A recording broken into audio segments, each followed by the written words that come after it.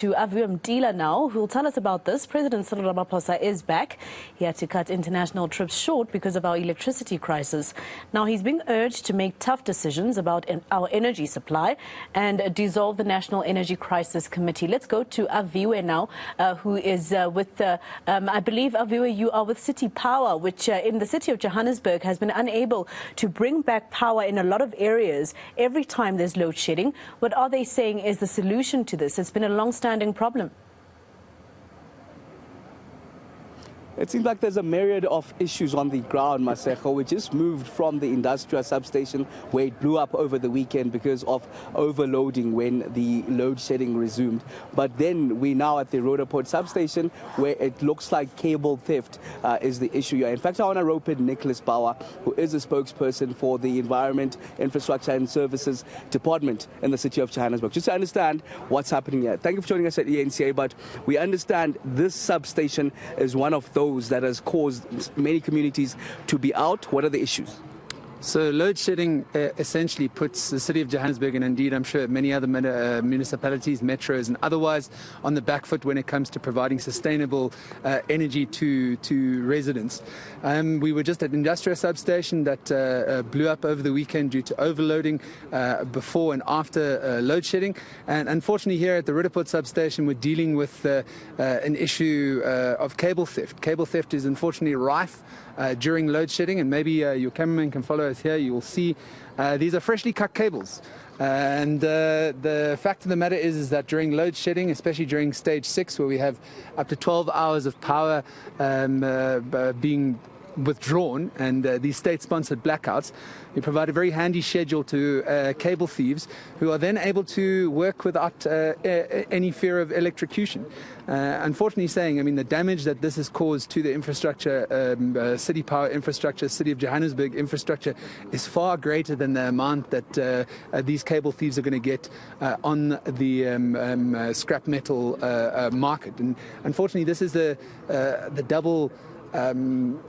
double-headed issue that we deal with when there's load shedding. There's an issue of overloading with our very, very old, aging infrastructure and able to withstand this constant on-off, on-off, on-off. And of course also the fact that cable thieves are able to work with absolute impunity and to a certain level of safety when the power is off. Surely then this begs the next question around security. It's clear there's inadequate security if cable thieves are able to cut such amounts of cable in such a substation. What's happening from City of Johannesburg's side when it comes to protecting the substations and the infrastructure? All attempts are made to try and secure not only City Power infrastructure, but City of Johannesburg infrastructure. City Power spends alone 100 million rand a year on security initiatives to protect our infrastructure. But unfortunately, very often they're absolutely outgunned. 3 months ago, the Sydney Power Station, that was shut down with military precision by a gang of AK-47 wielding thugs. So you have to look at the facts. And as much as the City of Johannesburg can get our entities to deploy more security, and as much as we can get JMPD to do more patrols, you have to look at the fact that these gangs that are undertaking cable theft, they're well organized, they're well resourced, and very often they absolutely outgun City Power Security and JMPD. It's not to say that there hasn't also been initiatives by the South African Police Service to also try and help when it comes to cable theft, but the fact of the matter is that we're dealing with an industry that has been built up over a couple of years and is now going to need to take a multi-government intervention to try and arrest. And what were the facts around this particular substation? Is it a matter of that overpowering by forced guns, or was it not guarded? What happened here? I can categorically state that the substations are always guarded. When a large-scale theft like this happens, it happens very swiftly, very quickly, sometimes in a matter of minutes, and it's easily done when guards are overpowered. You may be asking, okay, well, why don't you resource the guards with more firepower? Well, you have to ask yourself the question, are we just going to continue sending security guards to their deaths? Like also 3-4 months ago, security guards in Kaya Sands that work for City Power were sent to their deaths. They were gunned down by cable thieves. So it is an issue that we are trying to deal with, but we cannot deal with this sustainably and decisively without an intervention from the South African Police Service and indeed other spheres of government as well. It's just not possible.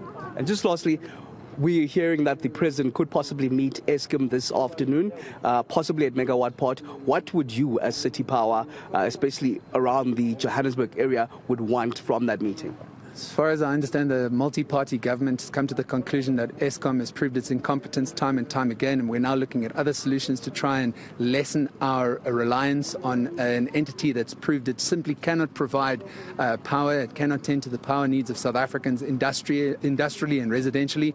So City Power and indeed the multi-party government in Johannesburg is looking forward to an independent power producer program. We're putting the finishing touches, dotting the I's, crossing the T's on a blueprint that is essentially going to dictate how the city is going to engage independent power producers. I can't comment on the meeting that is taking place between the President and Eskom. All we will say is that the city of Johannesburg moves on with other options as Eskom has proved its incompetence time and time again. Thank you very much. And those options, as we heard earlier on from MMC Michael Son, could come as soon as December, where the residents of Johannesburg could get some reprieve in terms of sourcing in other energy, aside from Eskom, we are told. But of course, we do hear via the grapevine that, in fact, there will be that meeting with President Ramaphosa and the Eskom team, hoping then that the urgency that load shedding stage 5 is needed to be tackled with will be grappled with effectively. All right, let's go to